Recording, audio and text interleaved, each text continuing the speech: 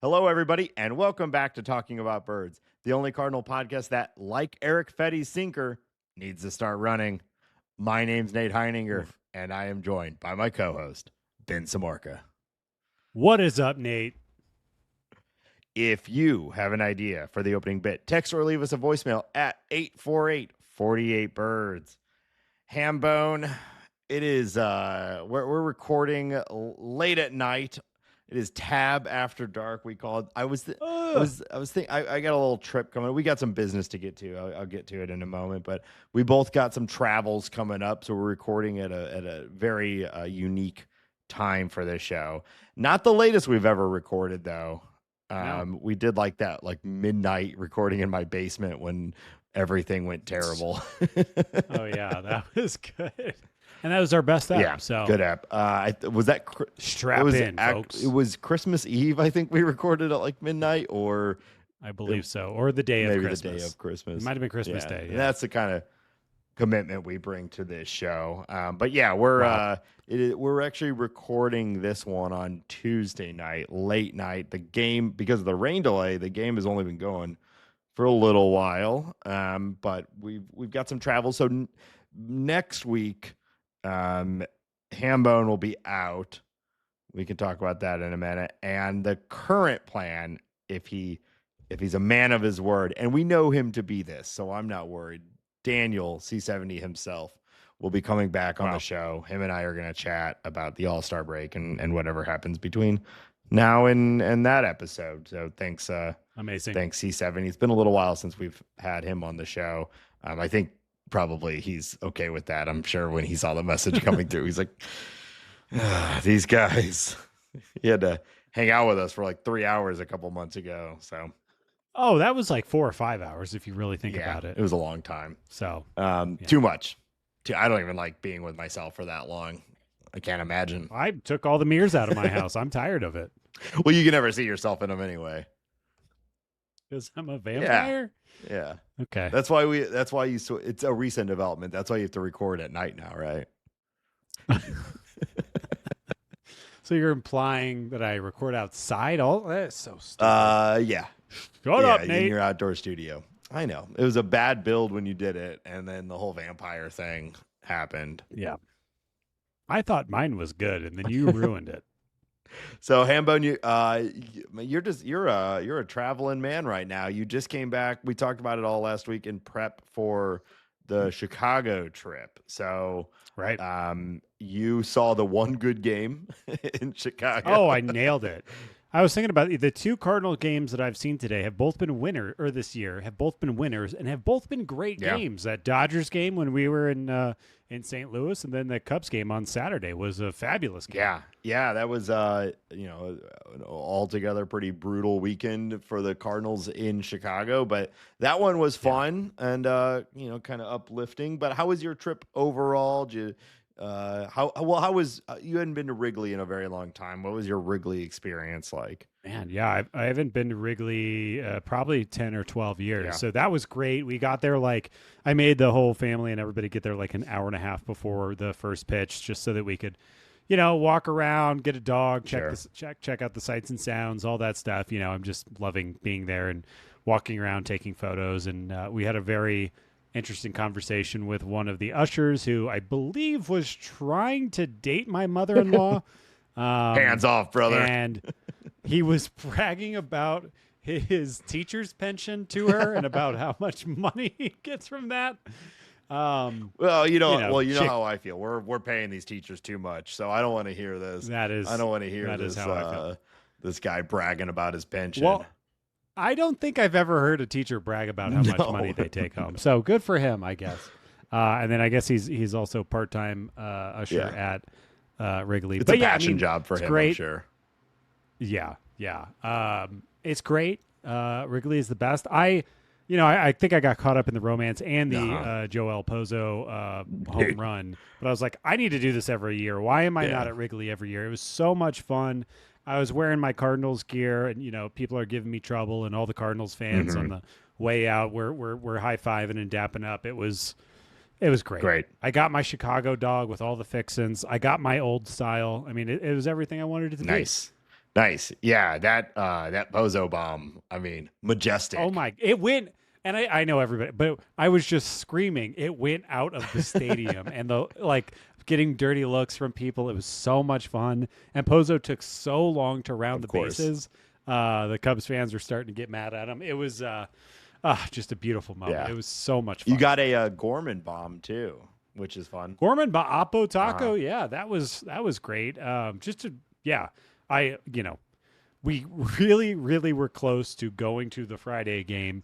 We decided to tour some breweries Mm, instead, and I was at the first brewery, and it was like 6-0 in the second or whatever yeah. the score ended up being, and I was like, okay, I guess I'm glad we didn't go to this game. And then when I read that the Cubbies set a record for most home runs in a game, I was like, I am so M- glad we did not waste our money and most go to home that runs game. against the starting pitcher, I believe, or something like that. Oh, is that I don't think okay? it was Yeah, just. I know they hit 8 bombs in It total. might have been. I know Miles Michaelis gave up 6, and that was a Cardinal record.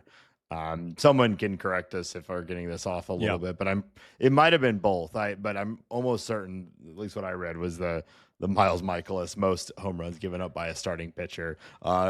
Couldn't happen to a Either nicer way, guy, you know. glad I missed Yeah, that one. Yeah. yeah. Okay, so any interesting eats outside of the hot dog you got there? We went to this Filipino bakery, Oh, Nate, and yeah.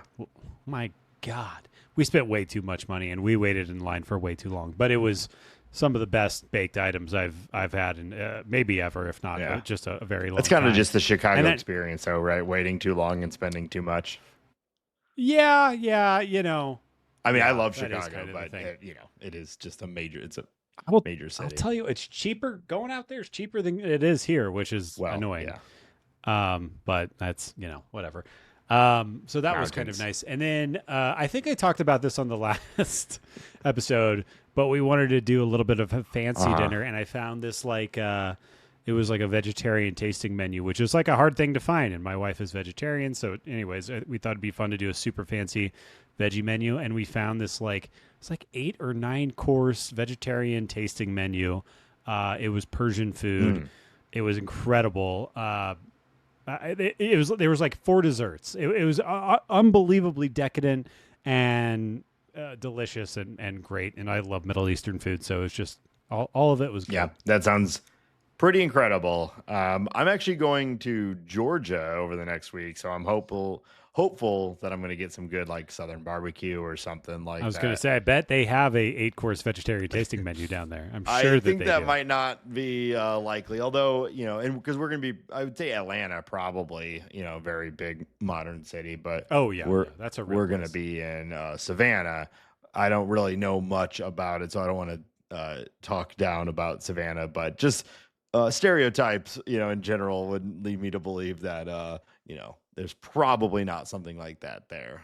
But we're So, gonna look for some good barbecue, I think. yeah. Speaking of stereotypes, and What I a love our what a good Chicagoans. way to open any sentence. Speaking of stereotypes. I just think it's a land, it's a thick land up Uh-huh. there. Its people are healthy is all I'm Uh-huh, trying to say. uh-huh. We sat down at a diner for breakfast, and their waffles all came with 2 scoops of ice cream. You get 2 waffles and 2 scoops of ice cream. I've never seen that before, and I thought it was absolutely incredible. Just like you have to order it without the ice cream if that's You would have to say, I'll take the 2 waffles, hold the ice Uh-huh. cream. Yeah, a la mode is a good addition. I don't know about for like breakfast or whatever you're doing for a diner. I was too chicken to order Yeah. it, but I was Now, impressed get by some chicken with those Chicago's waffles. ability.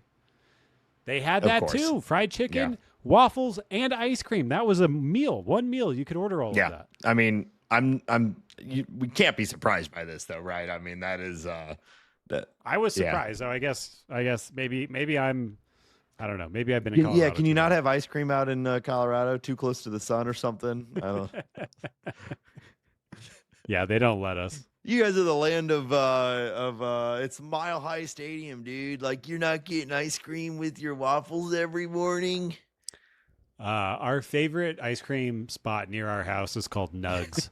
See, that's what I'm talking about. The amount of like get over it at this point. It's legal Yeah. in most places. The amount of weed named Yeah, but we were like second, Uh-huh. so Uh-huh. that. Yeah, we were there. It was before you moved out there.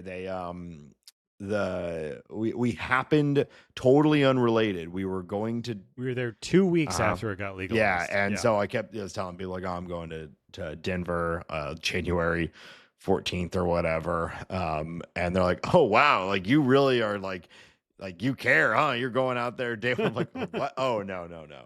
I'm there to go on ultimately an ill-fated but a lot of fun hiking trip. That was a Yep. whole thing. But anyway, Yep. so you're going to be in Canada over the next week. Hopefully being better at fishing than we are here in our very own Lake of the Ozarks. So I guess you can Yeah. report back on that in 2 weeks when you're back with us for the show. Yeah. I'll show the bird scored some photos of my fish that I hopefully catch. Wow. Now, if that's not a pitch to join the bird score, then I don't know what is. Yeah. Yeah. Hook, line, and sinker. Come on in, y'all. Water's just fine. I got one other little thing that's semi-baseball related to talk about before we get into the meat and potatoes of this episode. Tangentially related at best.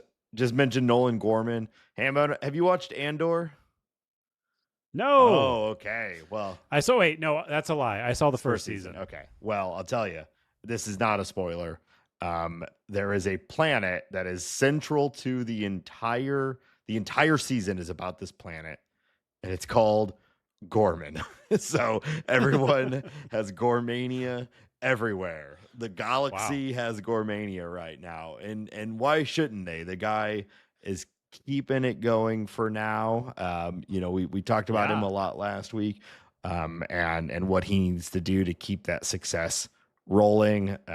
If you look at things like expected WOBA, he's higher than he's been all year. He's doing very well, and I think he might be a little motivated by what's happening on Gorman. But no spoilers, Hambo. I'm surprised you haven't watched it though. This is maybe the first time I've ever been watching something that you haven't. You're normally like, oh yeah, I watched that 6 months ago, you fool. Yeah. What am I? I started watching Taskmaster. Oh yeah, that's what I'm watching right now. now. The British game show. Yeah. You gotta get into that. It's good. It makes me laugh. Do the people of the planet of Gorman all have thick thighs and bad facial hair? Yes. Yeah, they all look like bullies from 80s teen movies. Yes. Sorry, had to force that into the conversation. All right, let's start with some good news. Well, mostly good news. So the Cardinals once again have one representative, at least for now. Some of the dropouts and replacements are happening right now, so maybe the Cardinals end up with a second. But as we stand right now, Brendan Donovan is your St. Louis Cardinal in the All-Star game this year. How are you feeling about that? I feel very good about it. I feel very good that we have a position player. I feel very good that it is Donnie. He has had a great year. He is. I don't know what it's going to look like. Is this a career year for Donnie? I don't know. I think he could probably tap into a little more power if absolutely everything goes his way. But he's hitting for power. He is walking a ton. His plate approach is great. This team would be really in a different place if it wasn't for him. I think he has got to be. Him and Gray have to be your first half MVPs, right? Maybe Mason Wynn in there too. But with, he's kind of weirdly the face of the team. Which, right? Like, am I wrong? I think he's kind of the face of the team and he's having a good year. So I think it's great. I love some Donnie. And I do think he's one of the best second basemen in the National League. I don't even think it's a stretch. He deserves it. No, very well deserved. I don't think. I think you could maybe split hairs on, like, if you can only pick one, who do you want it to be? Sonny Gray technically leading in Fangraphs WAR, but the pitching in the NL is very, very good. Not super surprised that he didn't make the cut. And then I think you mentioned him already. The only other real argument is Mason Wynn, which I would have loved to have seen. But whenever you have a guy who most of his value is coming from the defensive side, um, they don't tend to make it. He's hitting very well, but Yeah. he's not hitting all-star level. So I'm not super surprised. But I mean, he's right there with Donnie in WAR. And I think you could have just as a good argument that he's, the first half MVP for the Cardinals. But Donnie, Yeah. I do think you're right. I think Donnie is the face of the team right now. And I think that is, Right. partly self sort of, I don't know what the word I'm looking for here is, like He puts himself out there. Like, yeah, 100%. Yeah. and I think that's a good thing. There was a big Absolutely. discussion about leadership void and whatnot with Goldie leaving, and it's been a couple years now, but Pujols and Yachty and Waino all being gone, and Arenado being a leader, but not the hoorah kind of leader that most teams need, yeah. and sort of the spirit of this team this year really has been this, like, it's the Donnie mold, even if not every player plays like him. Everyone talks like him. Everyone, it certainly seems like it's like everyone's trying to emulate this guy as far as like, what is our team culture going to be like? And so I don't know that this is a career. It could be a career year. He's trending towards almost 5 F4, and if that's the case, then, like, hell yeah, that's an incredible career year, especially for a guy like him, kind of coming out of nowhere. I think you'd be ecstatic with that, but there's nothing about his performance and nothing about the underlying numbers that makes me think that this is not just kind of what he is now. And assuming health and ability and the team comp staying the way it is, like, he seems to me like, just, he's probably never gonna, like, surpass 5 WAR sort of thing, but he's a all-star level, right down the middle kind of guy that is going to be in the heart of this team for a long time, hopefully. Yeah. Cardinals should extend him. I think anything else we want to say about Donnie? Only that, we have a conversation coming up later. The unfortunate reality is that there's a guy knocking on the door who might be actually the Cardinals' long-term solution at second base. So the Cardinals got to find a way to keep Donnie valuable defensively and in this lineup in probably the very, very near future. But that's a good problem to have, and I think Donnie's the guy that he'll find a way to be valuable wherever he is. Yeah, and I think, like, well, yeah, it's the roster crunch. Is Arenado going to be here? Is Arenado going to be here after the trading deadline? There's a lot of questions that we have to ask. Before we move on to that, though, I want to call out. I would very much like to see Phil Maton snatch a all-star appearance as a replacement by somebody who either bails or gets hurt or whatever happens, because I do think what he's done with this first half of baseball is also our all-star worthy. So he would be another representative and somebody who seems very like I said, who could just, like, kind of sneak in backdoor last day, get in there and would deserve it. And I think that'd be a lot of fun. He's been one of the best relievers in the NL. You see a guy like Randy Rodriguez for the San Francisco Giants got on. He's been crushing it, and I think Maton is in a similar mold. So, it will. I'm hopeful. Not that it really matters, but it's fun. I'm hopeful that it's fun. He wouldn't get to pitch in the game, but it would be fun to see. I'm hopeful at least one more boys. Cardinal. Like, they're good enough this year where you'd expect there to be more than one from this team in the All-Star game, but the way they've been doing it, they don't really have any stars, so I'm not super surprised that they don't have more than one representative, but for a team that's in the wild card race and has played pretty well, you'd think there'd be more than one representative. Yeah, I bet Mason Wynn cracks it soon. Yeah. And Sonny Gray should probably be there. I don't know. Hey, maybe Liberatore can crack it soon. Who knows? Well, yeah. I mean, that's the whole, like, it's the popularity contest of the whole thing. Like, nobody knows who Matthew Liberatore is. There are guys that are worse than both of those guys that have made it. But whatever, the whole system the whole system is flawed, and so I try not to get worried. Like there's all these things right now of like, look at this outfielder and then look at this outfielder and why Oh is yeah, this guy and yeah, why is I try not to get too worked yeah. up on that because it's Well, just fan bases, whoever's having the most fun at the moment, and Cardinal fan base Nate, is not there yet. something that doesn't get talked about enough with the All-Star game, and it's why I kind of don't really give a shit about it, other than the pageantry Sure. and the thing of it all, the red carpet and all that silliness, is it's half a season. Yeah. We're judging these guys on half a season. Kind It's of, not even right? It's not even representative Yeah. of what's happening. Well, that's where it all gets weird because some guys are in because of a half a season. Pete Crow Armstrong is there because of a half a That's season. what I'm saying. And he probably should be. He looks like a young future star. Julio Rodriguez is there because he's a young star, but he's having the worst start to the season in his career, so but everyone loves Julio because he's Sure. fun and he's had some incredible seasons in the past. So it's an inconsistent system for a thing that doesn't matter. So whatever, Yeah. Yeah. I think at its core doesn't make sense, but I like the Derby, and Yeah. I kind of watch the All-Star Yeah. game. Yep. Pretty much.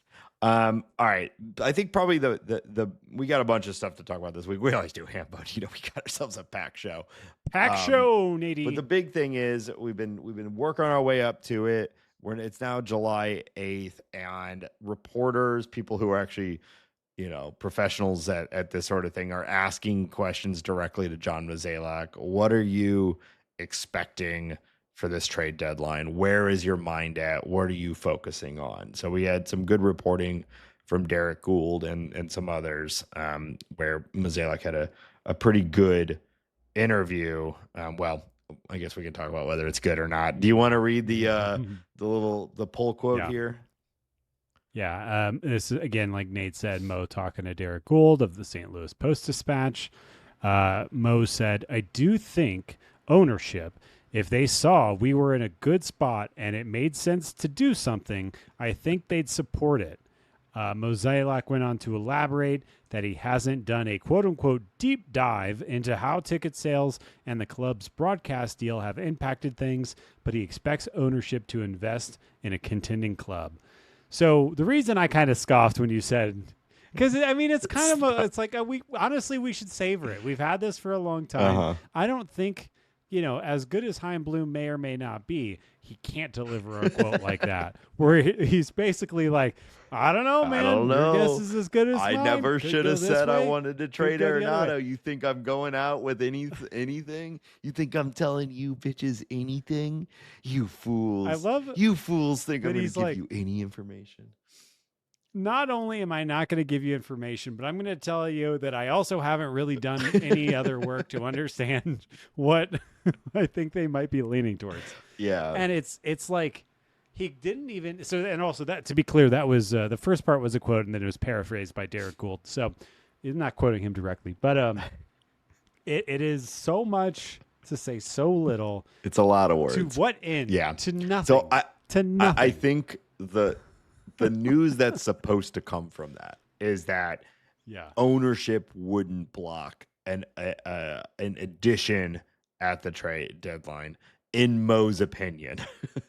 And I do think he probably wouldn't say that if he wasn't very confident. It's still Mo, so he's gonna say like 8 things leading up to it and 8 things after it that allow him to walk it all back if nothing happens. But like, I do think the news is that owner and I think it's reasonable to want to know that, because for the last couple years now, especially the last year, the story has been that ownership wants to cut costs, right? And it had always been, what we'd been told was they want to cut costs, but when the team is ready to win again, they will be there to pay. Like, the checkbook will open up again when it's the right time. And so I guess it's good to know that this team, which is one more than we expected, this would probably qualify as like, hey, we're in it and ownership is ready to spend. So that's kind of good news, I suppose. But he layers it with like 9,000 things because this whole, if you read the whole article, he basically has no idea what he's going to do. And I kind of get that, right? Like I kind of get it there. Well, we talked about it last Yeah. week. They're 5 games over. This is the month. They're like, yeah. The reality is, I was thinking about this earlier, Hambone. Like, I know you and I are gung ho, like go for it if you've got a chance. But I don't know if it was right now with the way the standings are and the way the team has played. I don't know that I would be a buyer if I was in John Mozeliak's shoes. His probably very comfortable, very soft, very nice shoes, Sure. Right. I don't know that I would be a buyer. I mean, I know they're only 1.5 back, but I have broader concerns about what this team needs in order to compete through the rest of the week, through the rest of the season, and in short playoff series. So I get his point. But at the end of the day, the article just made me laugh because John Mozeliak is like, I'm not changing it all in my last season here. What are you feeling about from this whole thing? What do I feel? What do I feel? How do I explain this? What I think, Nathan, is that they want to trade Ryan Helsley. Yeah. They would like to trade Eric Fedde, but we'll talk about Yeah. that later. Yeah. He's just completely tanked his value. I also think that they would like to trade Nolan Arenado. Yeah. And I think they want the team to stall out a little bit so it makes more sense, or to have that space in the standings to bail out. I think that is what they want to do. I don't blame them for that. It makes a lot of sense. I'll tell you, it would have been a quicker way to get what you wanted is to trade Helsley or Arenado in the offseason. I know Arenado was traded a couple of times and he blocked it a couple of times, but you'd be in a lot better position to sell at the midway point if you didn't have a all-star level closer at the back of your bullpen. So like they kind of put themselves here. It's more fence sitting. But I think what they want to do is trade Ryan Helsley. I think they want to trade Nolan Arenado. And there's this weird part of me, and I'm sure a lot of people would disagree with this, but I could see them trading Ryan Helsley and Nolan Arenado. Arenado seems a lot harder to trade, although the Dodgers chatter is very interesting with Mac Muncy's knee bending the wrong way. Did you see that replay? I did not. I did, but I didn't really. Oh my God. I didn't really focus on it. I was like, I've seen already one terrible injury this year that I didn't really want to be looking at. So I don't know. They're saying it's not as bad as the video looked. But yeah. Anyways, we know that he would waive a trade there. So is there a way that they trade both of those guys and the team is basically what it is? I think it's probably unlikely, but you move Brendan Donovan over to third base. He'll be producing at a higher level than Nolan Arenado is right now. You bring up my dear friend J.J. Weatherholt to play second base. If he remains hot, you have Phil Maton to lock down the back of your bullpen with JoJo and Riley and whoever else. I don't know. The team doesn't look that much different. Maybe they can keep going and kind of have their cake and eat it too. My bet is they do something like that. Well, the art. What I want them to do is add a starting pitcher. Right. Yeah. A starting pitcher of meaning, right? A starting pitcher with 2 or 3 years of control that is under the age of 32. I don't know. John Lester might still be out there doing it. What's he doing right now? I'm sure that he is. I'm sure he is available. I think Rich Hill, he hasn't debuted yet. Go get a Rich Hill. Yeah. Little Dick Mountain. Yeah. The article also, said that they're looking at, we're looking at ways to, do a little this, do a little that. And sure. I kind of want them to trade Ryan Helsley because I really hate just letting that walk, but for the exact same reason that I wanted them to trade him 5 months ago. Right. Right. And for the same reason we wanted them to trade Eric Fedde, and that is, hindsight makes that even easier. But we said it, even though we know the Cardinals need starting pitching. We've said it was a mistake going into the regular season with Eric Fedde in the rotation, just from lost value. No matter how good he was. Same with Helsley. And Helsley's been good, but Maton might be your better deadline guy right now. I wonder, because obviously Helsley has the ceiling of being the best relief pitcher in baseball, and Maton is on one hell of a heater, and the stuff, the metrics back up what he's doing. Maybe you lose both of them, which would, not be great for the Cardinals prospects this year. No. But you could probably get some serious capital back. That being said, the days of getting a Gleyber Torres for Aroldis Chapman at the deadline are gone. Like, that trade isn't happening anymore. Except 2 years ago, the Royals got Cole Reagans for half a season of Aroldis Chapman. But Cole Reagans was not Cole Reagans. Sure. That worked out extremely well for them. But Gleyber Torres was one of the best prospects in baseball, and then came on to be a future all-star and solid player. Like, that's fair. I think the Royals would even tell you they got lucky with Cole Reagans. That's fair. But to even get a pitching prospect of note, it still would be pretty good for the Cardinals. Absolutely. That would be good. Absolutely. Yeah. Maybe we could trade Ryan Helsley for Cole Reagans. You think they'd be open to it? And why not just toss a Bobby Witt in there too? Junior, don't pull any tricks. I don't mean Bobby Witt Senior. We get Bobby's dad. Damn it, Bobby's dad. All right, I guess ultimately. What was he saying? This net. I guess net this year. Yeah. You know what? I would just want to see, Hambone. I want to see a decision with conviction. I don't even know that I would like if they came out. This is what I said going into over the offseason, and the failure to make a solid decision and just commit in a direction is why we are now here 3 months later in the exact same spot. It's a slightly better team than we all thought, but they are in the exact same decision-making mode of 3 or 4 months ago of, do we go for it or do we rebuild? And now we're just a half a season into Ryan Helsley being no longer being a Cardinal, Eric Fedde, Steven Matz, who's been crushing it, is an interesting trade option, Phil Maton, etc. Maton's obviously new, like that signing has worked out really well, and he's produced this new value.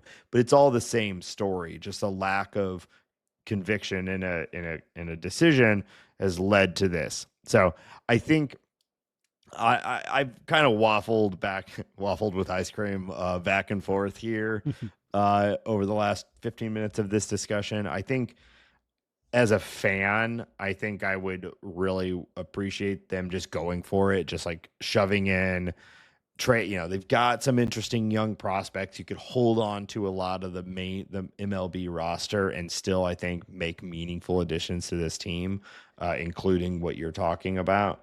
I don't think you have to blow up the future to make the team significantly better this year. I think you could do both. That's what I would prefer. But if they do decide to trade Phil Maton, Ryan Helsley, etc., then just fucking do it. Trade them, trade Arenado if you can, maybe even put together a Burleson and someone else and trade them to, and just say JJ's here, Brendan Donovan's here, Victor Scott's here. This is our future. Hopefully Gorman, I don't want to run down the whole list right now, but we know who we want to commit with. Let's commit with them. Let's use this high draft pick we have coming up. Let's look at some of these other outfielders we have and just like go and just commit one way or another. But this like middle ground, it's just, we're right here again. Yeah. Yeah. If they go and get a 6 starter type who is on his last legs, I will be very annoyed and just hand the keys over to Heim, like, get out of here. We're done with this. But I get what you're saying, but just to play a little bit of devil's advocate, like, I really don't think the Giants are all that good. Yeah. I really don't think the Padres are all that good. They're at least not playing well. The wild card is open, and it's a cluster after that. But Well, I would prefer they push yeah, in I think than I do pull too. out. That's what I was saying. I think I've gone back and forth on this, and I think Yeah. I always like go for it, try to win. We didn't expect to be a game and a half back the wild card, and you're right. There's some openings there. So if you have the chance to go for it, you should go for it. But if not, go the entire other way. Don't just 100%. don't just like 100%. do a little bit of this, a little bit of that. Yeah. Tear the house down to the studs, replace the studs, and put up new Wonder drywall. how much that would cost. I have no idea. Hambone and I were talking about drywall replacement costs before we started recording. So I didn't think they needed to know that, Nate. um That was just for you. I don't know. It's content, baby. All right. We've already talked about it. Let's move on. We've already talked. Yeah. By time you're back from Canada, like we might They'll all be No, dead. This will be yeah. done, man. You won't be allowed back in. So we've mentioned his name a bunch already. JJ Weatherholt was promoted to AAA. Wow. He continues to the profile from college ball and whatnot has transferred entirely to the upper level of the minors. He's doing well immediately at AAA. We expect every prospect has their ups and downs, their hiccups, but like this guy looks like the next starting second baseman or shortstop that we all know that's blocked for a good reason. But he can play both is really why I bring it up. He's a future infielder of this team for hopefully a very long time, and a type of bat that I think, we kind of have in Brendan Donovan. But I think there's more upside with JJ Weatherholt, Yeah. and I'm excited for him to come up here. And that to me is part of the fun of the potential sell-off idea, is that like JJ would be, I think, in the majors if it weren't for Brendan Donovan, Sajasi, Gorman, Arenado, all of that. He'd be here right now. Yeah. Totally. So, but this is a good problem to have. I'm okay with him. Let him. The Cardinals maybe called up Jordan Walker too soon. Well, yeah. I mean, something that Kyle talks about all the time is like have they struggled in the minors and bounce back from that struggle. And Walker never struggled, and we're living in it now. I don't know, if it's directly related, but I think Kyle's probably onto something. And something to point out is that JJ Weatherholt hasn't struggled yet. He put up a 140 WRC plus last year in very limited time in pro ball, and then this year at AA a 150 WRC plus, and every number looks great. I mean, he's stealing bases, he's walking more than he's striking out, he's got just enough pop. And that write-up on Fangraphs of him recently, I mean, it's glowing. We're talking about a legit 60 grade hit tool, a power potential guy, and a guy that's patient. If that hit tool sticks around and he sticks at second base, it seems like he very much will. Like, you're looking at a potential all-star. Yeah. So it's very, very exciting. I do think pretty much no matter what, after he is in the AAA for a couple of months, not no matter what, I think if he's at AAA for a month or two and succeeds, he will force his way onto the roster. Yeah. I think it'll just happen quickly. Yeah. And great. It maybe makes it a little bit easier to make a trade that kind of hurts, right? Hurts your feet, hurts in a way where like, I hate to lose this guy, but we have no place to play him, so let's trade him, right? Yeah. Yeah. I hope that guy isn't Donnie, although Donnie does make a lot of sense to trade. He is closer to free agency and older. I know. But man, I would hate it. And I think he could get you a really nice player. Yeah. I was thinking about him with there's a couple teams, but I was thinking about him in Seattle the other day. Yeah. Because Seattle has a terrible ballpark for power, especially right-handed power. And so what that does, they have a lot of guys who fly out a lot because no one hits it deep enough. So I don't know. It kind of makes sense to me that if I was Seattle, I'd be like, all right, well, let's just stop trying to. We've got a couple boppers. We've got Kyle Raleigh. Julio, He can hit him he out can hit him anywhere. anywhere. Julio, when he's playing well, he can hit him anywhere. So let's just surround them with guys that hit like 320, Yeah. and that with that ballpark, you can see Donnie hitting him in the gaps left and right. But I don't know. We started this whole episode with talking about how much we love Brendan Donovan, and he's like the face of the team. So it's hard to 20 minutes later be like, yeah, they should trade Brendan Donovan. But he is kind of one of the guys that makes the most sense if you're doing like a value for value sort of thing. Yeah, and I think his age, and he's got a proven track record and everything. It makes a lot of sense. I love the idea of getting one of those Seattle pitchers, but who are you getting? It's like, do you believe in Luis Castillo at the end? Like No. he's 32, 33. You're not going to get Brian Wu from them. You're not going to get Gilbert or Kirby, I wouldn't think, unless you go really, really hard. So then you're starting to talk about, Bryce Miller, he's hurt right now. I'm a big fan of Emerson Hancock, although he got his ass handed to him in his cup of coffee this year. What do you do? Yeah, I don't know. It almost feels like the move there is we hope that we can overwhelm them with value and get one of those guys that is good and has a few more years of control. And they just say it's like time for us to rebalance our team a little bit, just like the Cardinals are. But yeah, I don't know. I was just thinking more about Donovan's profile fitting on Seattle's team very well, more than like what that trade actually looks like and who your target is. So to be clear, you're just out on Luis Castillo though. No Castillo for you. Well, that's not what we're looking for, right? I mean, I guess unless we say 2026 we're back in competing and we want a guy like that. He's signed for 2 years after this year. I guess I just get worried anytime you're acquiring a 32-year-old starter whose underlying metrics have been declining every year for several years in a row. Like what are you buying there with a Brendan Donovan who probably still has some upside? I don't think you're like, don't get me wrong. If the Cardinals were buying right now to win in 2025, I'd be all in. Or I think Castillo would be a good grab. But I don't know that you're trading Brendan Donovan at the deadline to win this year, if that makes sense. You know what I mean? Yeah. Yeah, I just don't know who else we could pry from them. Yeah. But I like the idea. Yeah. I like the idea. Yeah. Just hit that force accept button that comes up and whenever you offer trades. They have to do something at some point, right? Or people are just going to storm the gates at T-Mobile. Yeah. Like they have to add to their offense. Who's Cole Young? Their second baseman. Who is that guy? Who is that guy? Oh God! Have you seen? I've been meaning to bring this up. Have you seen the name of David Byrne's new album? I have not. It's Who Is the Sky? Who is the sky? Yeah, we gotta have him on the pod. Who is the sky? Yeah, I hear it. Thank you. We got Gorman in Andor. We got Gormania in Andor. We got David Byrne making albums after our bits. I'm just saying. Man, the synchronicities, my dude.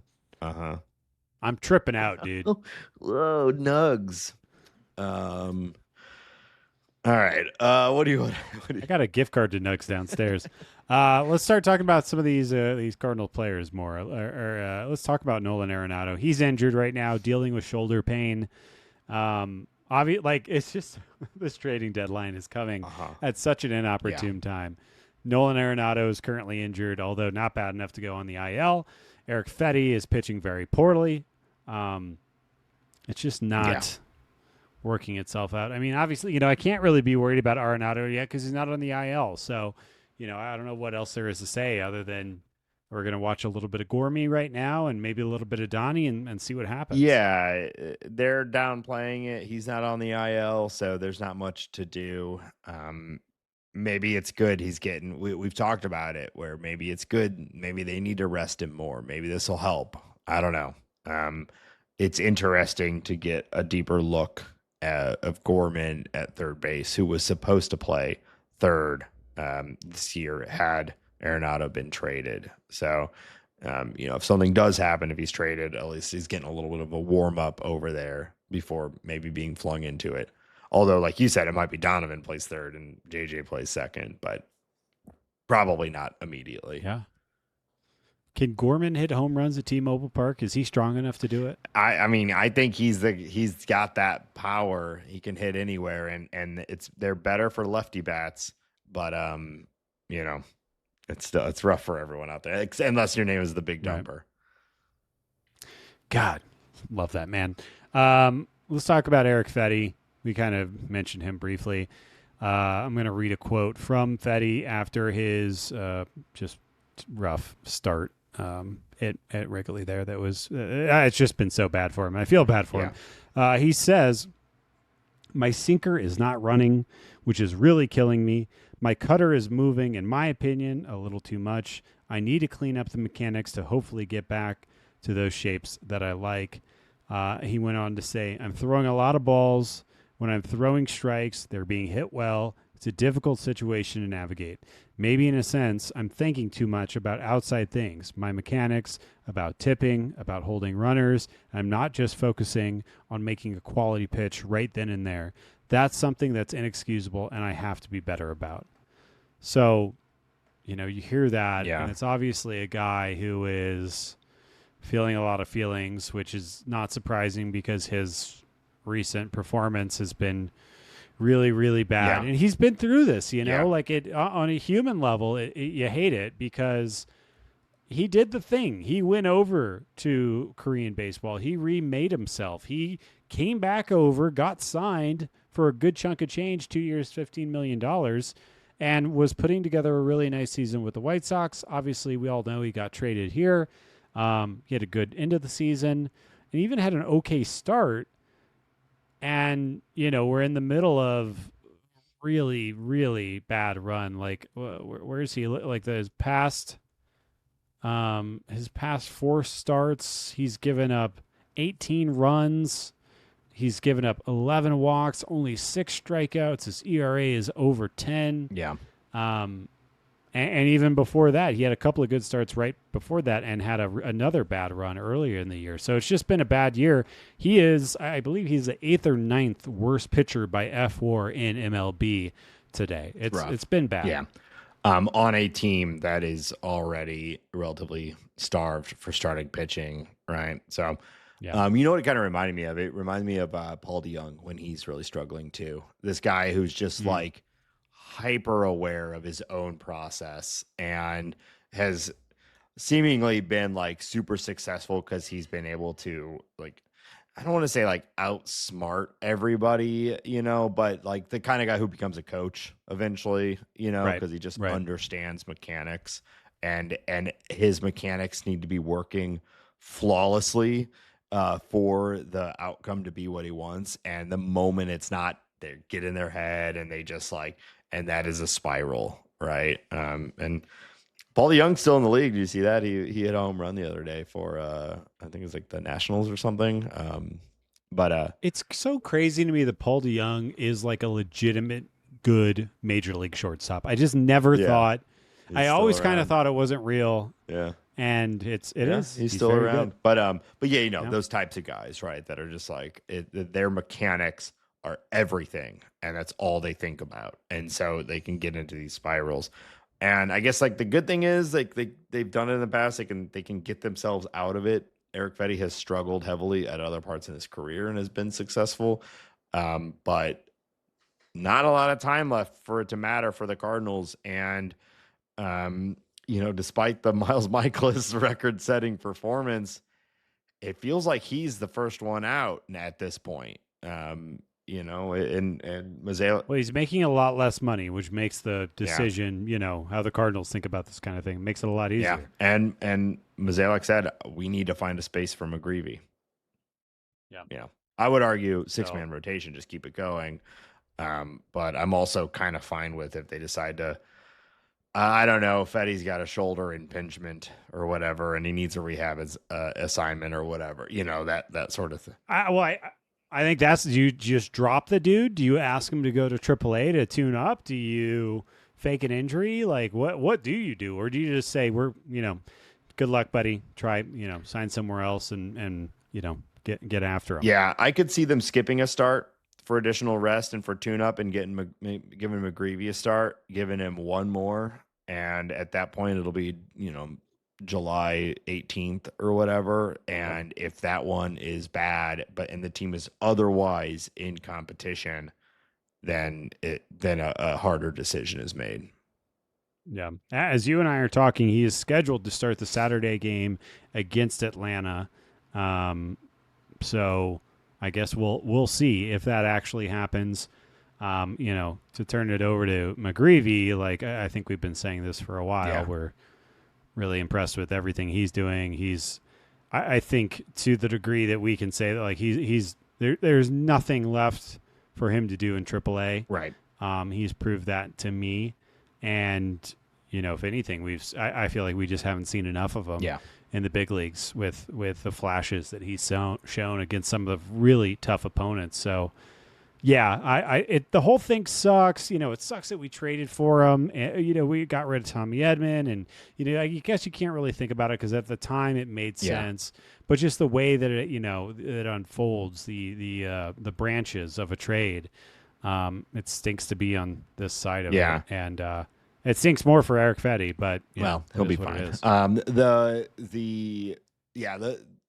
kind of like worst case outcome for this whole thing, because I remember when we did the trade, it was like, okay, well, if they're going for it this year, if he continues the good stuff, at least they have now traded for a very good trade candidate in his own right, and they can flip him or whatever. But as it stands, that seems incredibly unlikely. I mean, I guess you could go the other route of what I just said and instead just throw him out there Saturday and say, well, let's just hope he puts it together for 3 more starts before July 31st and they can trade him. Trades have been made on less than that. It's a very recent performance, especially with pitchers, is what people are looking at the deadline. So yeah, I mean, there's a chance. I wouldn't bet any money on it, but he's your guy. Yeah. Okay. Well, any other Cardinal related news or anything you want to talk about before we move to the next section? No, we talked about JJ. We talked about Helsley and trading him. We talked about Arenado. Yeah, we're all good. Yeah. Okay. Well, the Cardinals are nearing victory against the Nationals right now, which is great, as it should be.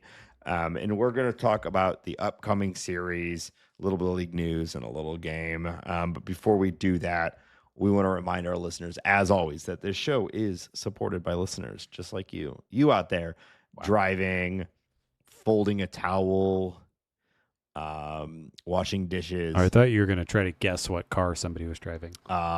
There's you're out there driving your Mazda Miata top down. Wow. Zooming around,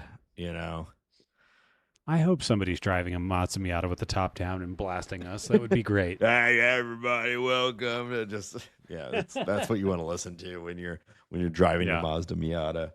Well, anyway, if you're out there driving your Mazda Miata, I see you. And you may consider joining our patreon.com/talkingaboutbirds. Patrons of any level get access to the Bird Squad. That's our private Discord server. It's a chat group. It's a great place to hang out with other Cardinal fans and get away from the terrible social media atmosphere that we exist in right now, and come to our little pocket, our little safe fish picks. Fish picks? Fish picks. Oh, fish picks. Yeah, there's going to be fish picks this week. Now that's a selling point. And you can download those fish pics. You can put them on your phone. You can make them your screen background, whatever you want to do with those fish. They're yours. They're yours. Do whatever you want. Ben will have his watermark on them. Of course. Yep.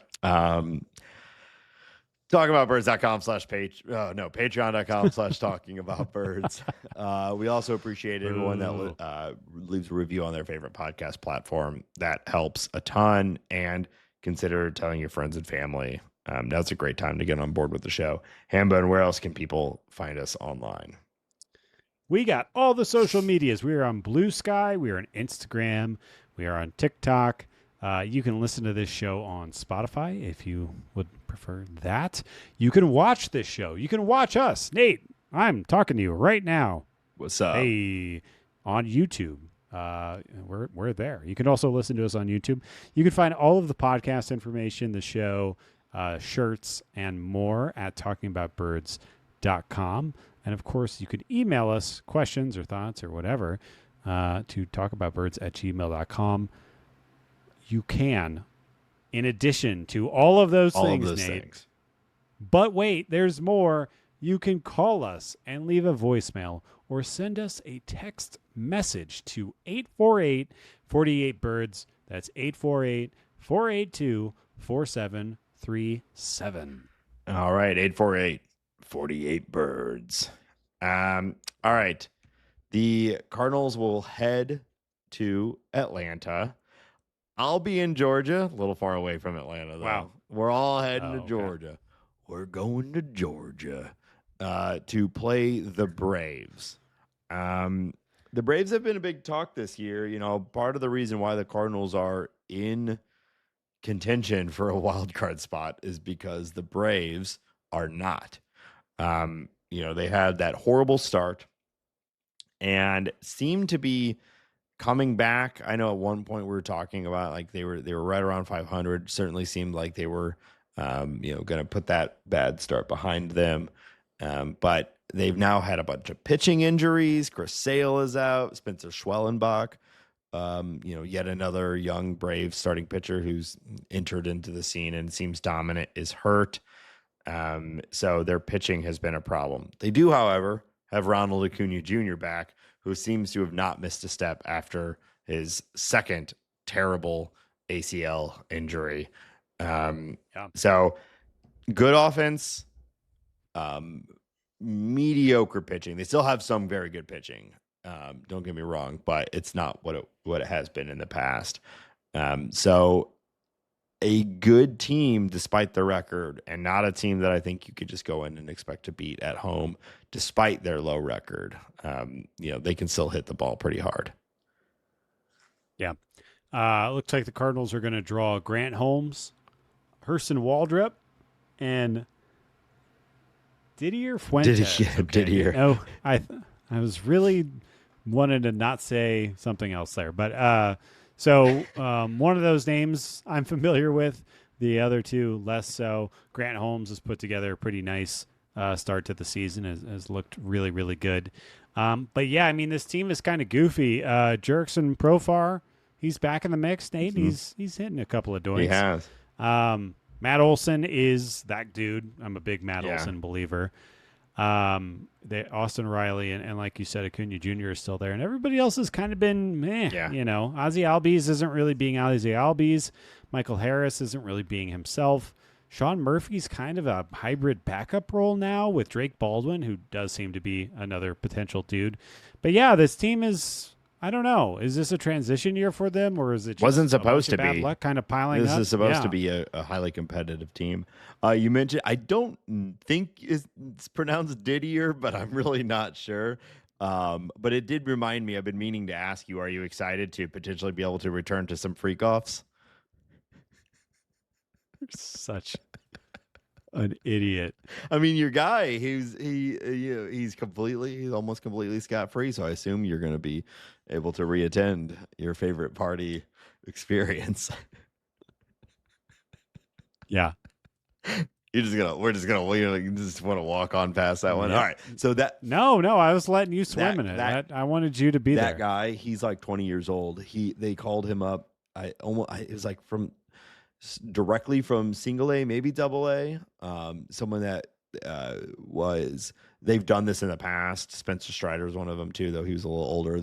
AJ Smith Shaver, another guy that they've done. They identify these guys really young, and they believe he's crushing it, and that his stuff will immediately play. And they have a big opening at the major league roster, so they call him up and just skip most of the minors, despite very little experience in the minors.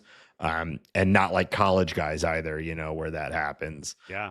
It hasn't quite worked out for him, but he seems like someone who could be good, but I mean, completely thrust into an impossible situation. Um, His nickname, according to Baseball Reference, is Silent Assassin. that's cool, I guess. Yeah. Well, is that a nickname though, or is that like no one's like, oh, hey, Silent Assassin? Like, oh, okay, guys. That's what it says on Baseball Reference, Yeah, Nathan. that's like, Argue with yeah. them, Um, you idiot. Grant Holmes is having a very good season, so I already said that. he's no one to. But I said it now, and it makes it better. He's no one to no one to slouch at. You know what I mean? So, um, You shouldn't be slouching at that don't guy. slouch at that guy. I've said Well, it it's a 1,000 classic times. phrase that we're all saying. People are saying it. The, the Cardinals will then have a break because all of baseball will Yeah. have a break because it's the All-Star break. Can you believe it? Break. Wow. Break. Wow. After the All-Star break, the Cardinals will be playing 3 games against the D-backs, but I guess we don't really need to talk about that now because we'll have another. You and Daniel can talk Yeah. about that next week. Yeah. I guess we can. So yeah, it'll be a short week of games, and we'll have the All-Star game and the home run derby and all that.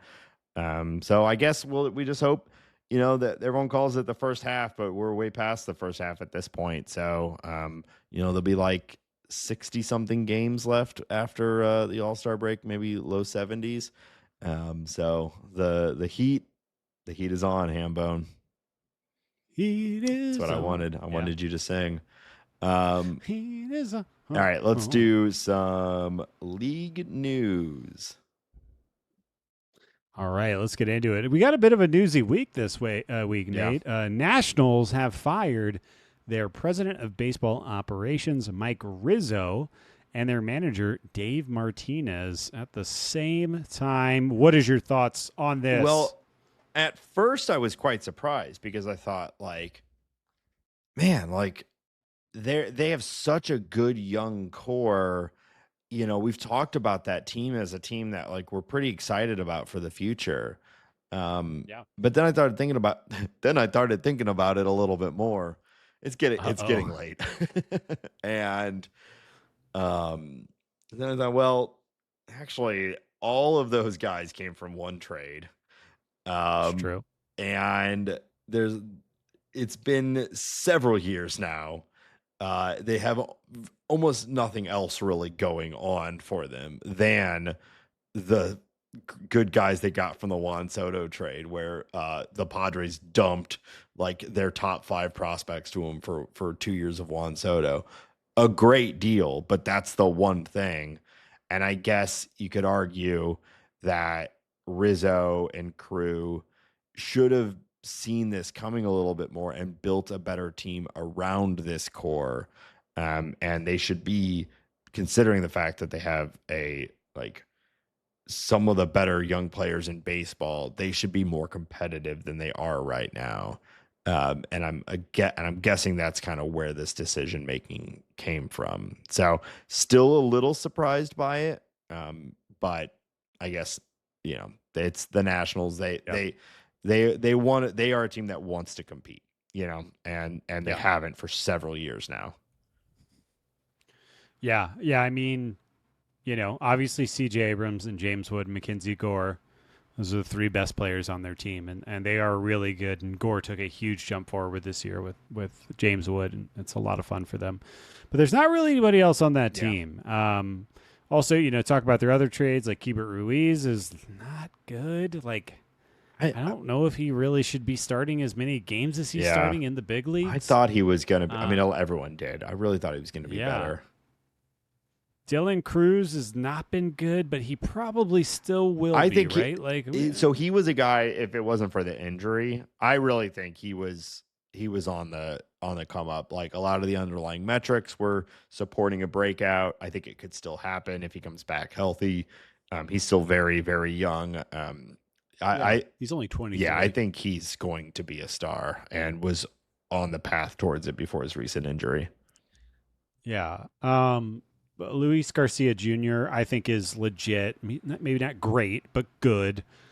But yeah, I mean, like, when whose fault is this? Is this Rizzo's fault or is this ownership's fault? When your big offseason moves, is bringing in Nate Lowe. Yeah, that was bad. Yeah. I mean, Michael Soroka, you bring in Soroka, who's maybe could be good someday, but he's literally made of glass, Yeah. so there's nothing you can do with him. I mean, you're putting a really sizable amount of weight. Your structure is very reliant on Jake Irvin performing well. Yeah. How are you supposed to do it? So again, I don't know if Rizzo is making bad calls or if he felt hamstrung by ownership or if it was both. I know from what's been reported and kind of some things that have been said on background is that both of these guys are described as quote unquote old school. And it could be just a situation where the Nationals want to not be old school. They want to bring in their Chaim Bloom. And maybe either Rizzo was unable to change or unwilling to change, and maybe the same is for Dave Martinez. I guess we'll learn more. But yeah, you gotta when somebody like Wood and Abrams and Gore are popping like they are, you gotta put a cast around them to excel. Yeah, and I think Wood has exploded even further than we expected this year. But you had to see this coming, right? C.J. Abrams also really broke out last year. So I don't know that they necessarily should have been pushing in to win this year, but they.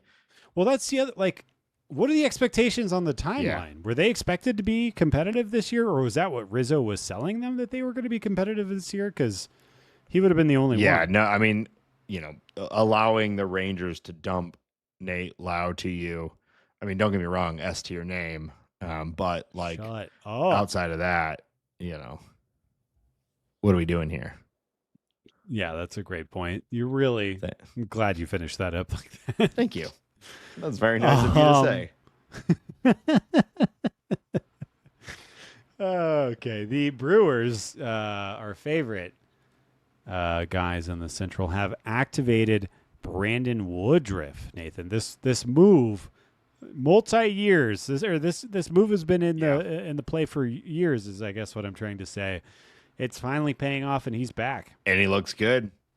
He'll probably never return to his former self because he was so good. Well, he was one of the best pitchers in baseball. So you don't even need that.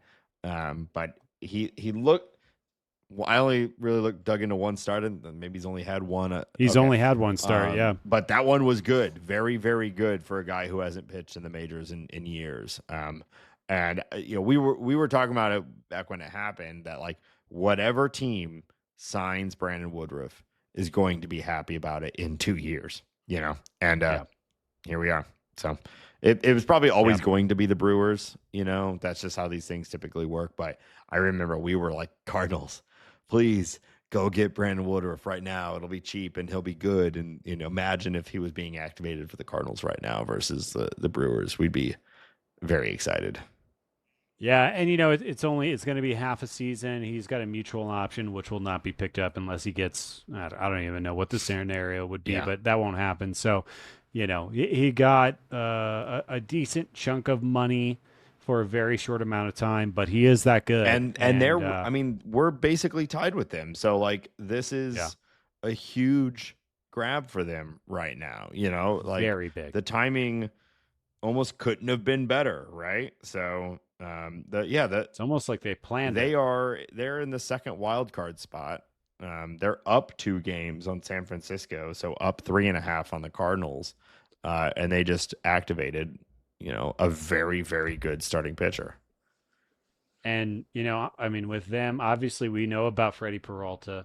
We got introduced to Jacob Mizorowski, and Quinn Priester just keeps kind of chugging along as a really decent, like. Third or fourth starter, which Pittsburgh has to be so mad about. They said they have no interest in trading Paul Skeens, of course. Yeah, maybe they should. Well, I don't even know, man. What are you even looking for if you're trading Paul Skeens right now? Like all of them, all of the players. Yeah, well, who even reset button? What are you even? Yeah, it's an impossible trade to happen right now. It is. But anyways, Fedde Peralta, Brandon Woodruff, Jacob Mizorowski. It is your 1, 2, 3 going into the second half of the season. We should be afraid of the Brewers. Maybe that right there is all. Maybe that's your argument for the Cardinals should sell. Well, but they're only if we don't think the Cardinals are honestly competing for the NL Central, then the Brewers already have a wild card spot. It's that Yeah. third one where it's like San Francisco, San Diego, St. Louis. It's all mixed in. Technically, Cincinnati's in there, I guess. Cincinnati yeah. Yeah. I don't think they're really in there, but they are. From a games Yeah. standpoint, they're 3 or 2.5 back. Um, but I mean, I don't know. Arizona's only 4.5 back, so yeah, there's so much baseball left. There is. All right, moving on. The Guardians, Luis L. Ortiz is being investigated for gambling. Nate, did you read about this Well, one? I did. And of course, Hambone, I must remind everyone at this point in this episode that this show is brought to you by DraftKings and FanDuel and Bet365. Bet more, bet hard, bet every day. Bet. Where are you? Bet, you fools. Bet now. What are you doing? After the Cubs game, I went with my in-laws to the DraftKings bar that is basically connected to do some betting. Wrigley Field. I did not do any betting. You fool. But the TVs, Nate. Yeah. The TVs were incredible. Yeah. I don't know how to do. I don't want to even try to describe it, but they were. I've been incredible. to some sports books too, like you can in places where they're legal, and it's just like you can see how people get so fucking addicted to this stuff, where you're just like staring at a wall of screens and you have money on all of them. Yeah. They did have corgi racing, which was very exciting. Now that's where you can get some money going. That's some action. You know what I mean? Absolutely. So anyway, this is an interesting one. Have you dug into this very much? How they found it? And everything. So I'll do my best job of explaining what happened. Essentially, there are third-party companies, or I don't know what you call them, but there are third parties that are essentially looking at betting trends and looking for things that stick out for whatever reason, that are just odd or make no sense. And the suspicion is that if, for instance, if somebody places many or a very large bet on the first pitch of the second inning of the Tuesday Guardians game being a ball, or the first count being a 1-0 rather than 0-1, well, that a little alarm goes off. Yeah. And Luis Ortiz was involved with 2 such events. They're basically exactly as I described. A large bet was placed on a ball or a strike call on a game that, in the landscape of baseball means very little. And he is being actively investigated. I don't know enough about how these third-party watchdog companies or whatever work, or how accurate they are, or how this all kind of plays out. But based on what I've read and what's been explained to me, seems like Ortiz might be done with baseball. Yeah, they call them betting integrity organizations, and so there we go. And it's cool. It's like a super cool cottage industry that's also sprung up because of just how fucked it all is. I have very mixed feelings on sports betting. I'm not inherently anti sports betting as a thing, so I don't want to come off too hard against it. But like the pervasiveness of it at this point, like the baseball, this is the least surprising thing in the universe, that more and more players are getting caught up in it when you've got fucking the sport is sponsored by sports betting, and then they're like, oh, but don't do it, don't you do it, like we're gonna rake in billions off of it, but like it's bad, it's really bad. So anyway, it is pretty fascinating. It's like I'm sure Ortiz was thinking like, oh, well, no one's paying attention to this. And I mean, it's absolutely insane that it's gotten so narrow that you can bet on the account on an inning. So that was new information to me, that you could bet that specifically. Yeah, it's been going for a while. There's also, there's been talks for a while too about stadiums, and maybe this has happened already at this point, I'm not sure, but there's been talks of stadiums like building iPads or tablets or whatever into seating, so you can bet in the moment on the thing that's in front of you. Like I will break that goddamn He's iPad gonna get a single. He's seat. gonna get a strike. This next pitch is gonna be a curve, $80. Woohoo! That sort of thing is where a lot of people see this going, because like the live sporting event is going to become the betting event, like horse racing is or whatever. It's not about the sport; it's about the betting on the sport. Sure. But so yeah, and he's probably dumped too much money. I mean, I'm guessing, man. I bet this was like immediate red flag shit because like who's betting on that? And then these guys have a lot of money. I mean, I know he's on rookie contract, but he's probably not betting $20. You know what I mean? So like, Right. you Right. see someone bet, probably thousands on this sort of thing. Um, the thing that I thought was a little interesting too is did you see the pitches? Yeah. They're fine. He sold it for. Well, one of them was one of them. I was like, I think you could argue this either way. The other one was like a 55-footer. Yeah, I like, but he's lucky the guy didn't swing at the one. So Well, I will say I'll be very curious how I guess if you can prove that he placed money on the pitch, then you don't really need it doesn't to prove matter what the anything outcome else. was. Yeah, yeah, Yeah. So because like I don't know how like especially that one that was honestly barely a ball. Like I don't know how you could ever prove his intent on No. that. But if you prove that Yeah. Luis Elcas or Ortiz put money on this pitch, It then, doesn't you know, matter. it doesn't Yeah, matter. it's over. the Yeah. bet. I imagine he's done. I don't think it gets to this point. I don't think it gets to the team. I don't think they put him on suspension. It's paid suspension, but I don't think it gets to that point if they don't Yeah. have, they don't bring that shit public unless it's, Right. they got him. So I think it's done. And I don't know, maybe this is a one and done thing. Like no one else is going to be stupid enough to do it this way. Well, But I don't know. I do feel the need to say the obvious thing, and it's like you would make so much more money being a major league pitcher than betting on it. Like, dude, Yeah, he's like young, pretty good. Like he's got Yeah. millions in his future, yes. And, Yeah, I mean he's a solid major league pitcher. That alone is a very good spot to be. what's the actual odds on, what's the spread or whatever on a like, oh, will Luis L. Ortiz throw a ball or a strike? There can't be a lot of action on that, Right. Yeah. Right. It's I don't know, but this, I kind of feel bad for him, but obviously it was very stupid also. And he, maybe he's addicted or maybe he's just dumb. or I don't know. he's I guess we'll learn caught more. up in like a broader thing, or like pressured by family, or who knows. There's so much that Yeah. there's so much that goes into how someone makes a decision like this. So it sucks. Like I've been, we've been kind of laughing about it too, but it does suck. It sucks for him, and but it shouldn't have done that. As somebody who's never placed a sports bet unless it's like betting $5 Yeah. with a buddy, I'm very far away from it also. Same. Like I'm a big fantasy guy, but I think that's different. And I've done, like you and I have done, in our some of our friends in our baseball chat, and what we'll do like $5 on who wins the World Series, or that sort of thing. Well, I'm sure we'll place a bet on the On the home run derby. here Yeah, coming but that's up like soon. it's among friends, and it's usually like $5. That's the closest I've ever come to it as well, because I'm just not very interested in it. Yeah. All right. Another kind of downer thing I wanted to talk about is Bobby Jenks, former major league closer, passed away at the age of 44 after battling with cancer. I will say, I don't know why, but I think it's because of the baseball game, the MLB 2005. Yeah. I just feel like I have a very intimate memory of Bobby Jenks. He won a World Series with the White Sox. In that game, he had great stuff. And he did have great stuff for a few years, classic kind of closer's career.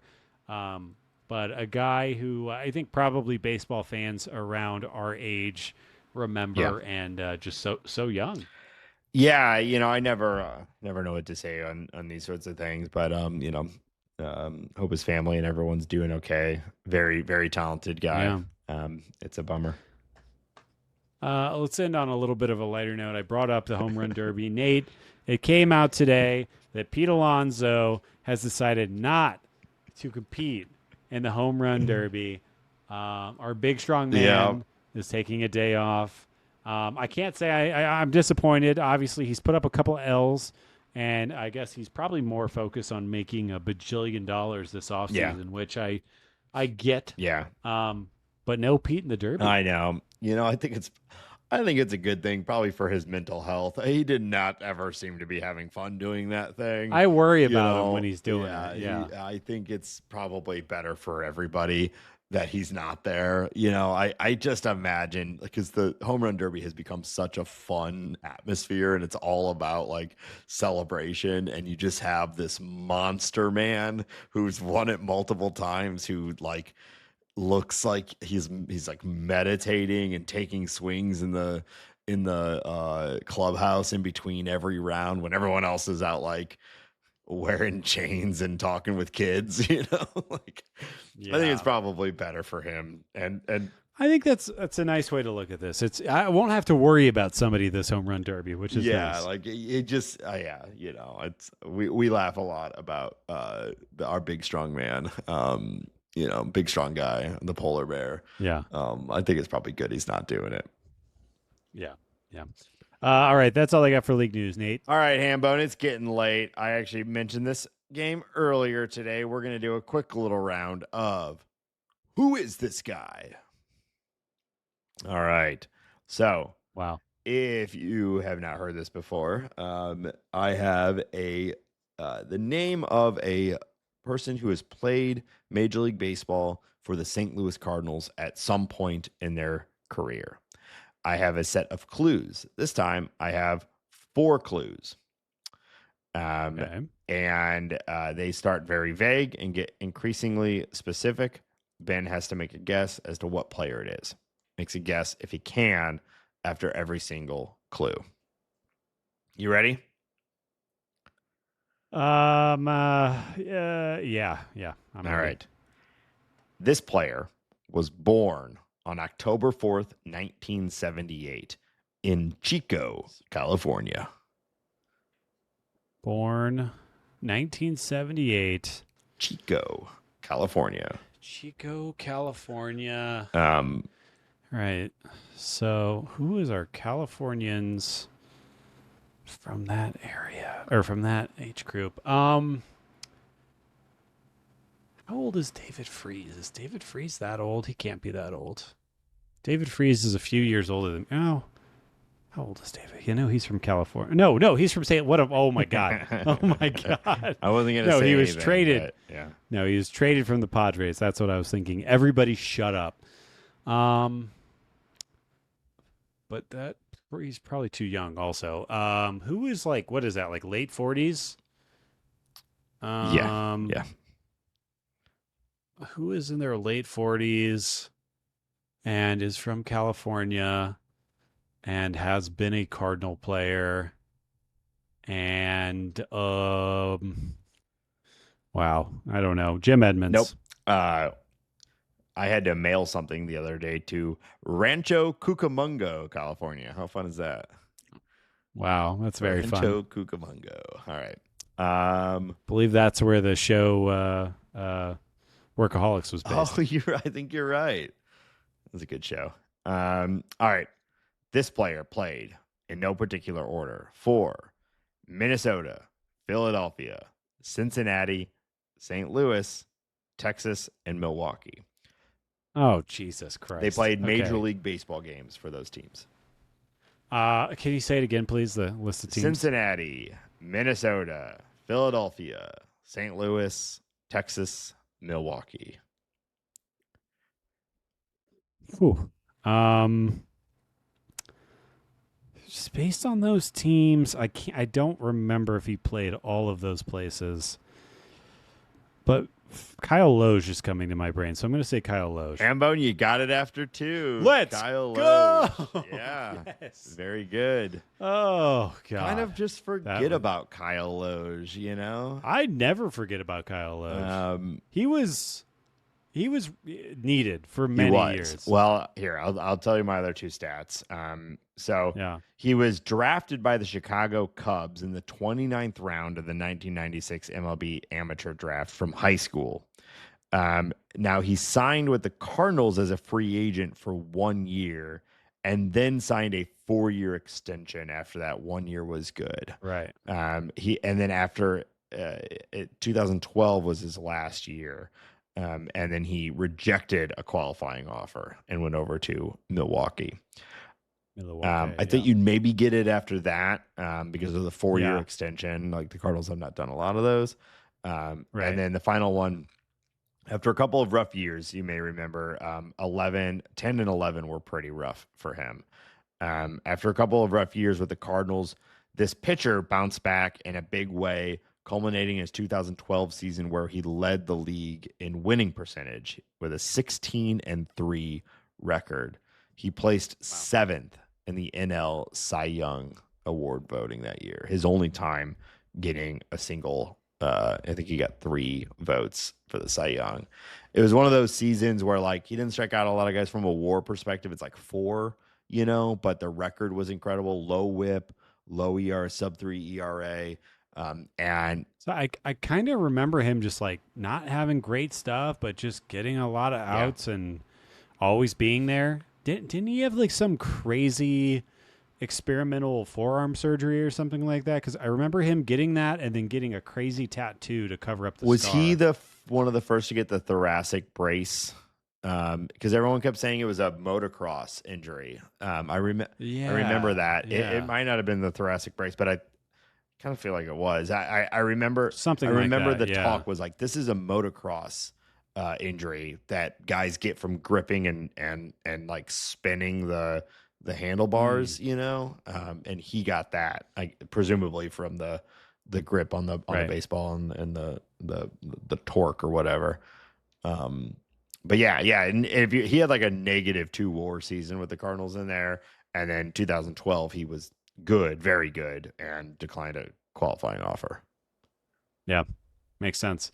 What was your easiest? Or That was that that your was it. easiest? I Oh, okay. normally have like a goof one, but the other thing about Kyle Loge, maybe that should have been my last quote. I guess it could have been that motocross injury thing.